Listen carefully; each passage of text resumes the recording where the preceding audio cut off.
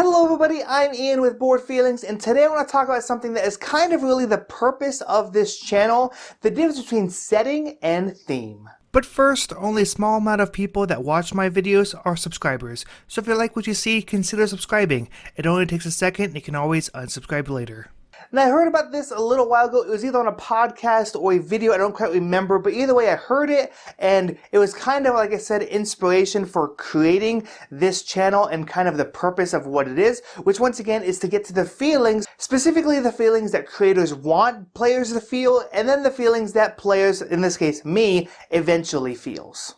And while a setting or theme isn't necessary to have good feelings about a board game, for me personally, it definitely helps. And so today I want to talk about the difference between a setting and a theme.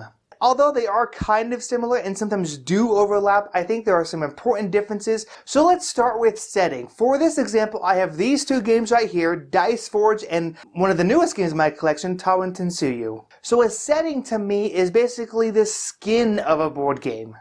When a board game is presented to its audience, how does it look? So let's take Dice Forge as an example. The theme itself is mystical creatures, magic, gold, things like that. But while playing these games, do I really feel like I am a mystical mage?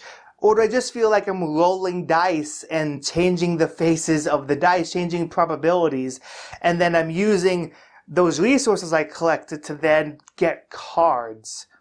Honestly, that's how I feel. And in Tawin Tensuyu, do I feel like an Incan priest that's sending his minions down to perform tasks to then gain favor of the gods and build statues and fight battles? Or am I just putting workers in spaces and collecting resources and going up on tracks? Honestly, once again, that's how I feel. Now don't get me wrong, I enjoy both of these games. I think they both have a lot of good in them. And Tawin Tensuyu, I'm debating doing a video on next week. No promises though, we'll see how things shake out. And so I do really like these games, but they have a setting, but not much theme behind them. And so what is theme? Well, theme is behind the skin, inside. To me, it's essentially the essence of a board game and how it makes the players feel. Do you feel like you're this powerful being, or does it transport you to another world and you can really see yourself in that? And I have two examples for this as well. First, let's talk about Power Rangers. You feel like you're the Power Rangers, fighting off Rita Repulsa and her monsters and minions. Like, you really get the sense of teamwork. You really get engulfed in the theme while playing the game. And I wanted to include another Euro on this list that I also feel has a lot of theme, which is Smartphone Inc. Because in Smartphone Inc., you're not just picking actions and then receiving money. No, you have to do all of the things that a smartphone company has to do to sell phones to the most customers. You have to plan ahead. You have to develop technology. You have to logistically get those cell phones to people. You have to price your cell phones to make sure the people who want them can afford them and can get them. And more importantly, you have to compete with other players, depending on price and technology, to get the most cell phones into people's hands and get the most money. So in summary, what does that mean? What is the difference between setting and theme? Well, I think once again, I'm going to use that skin deep kind of example.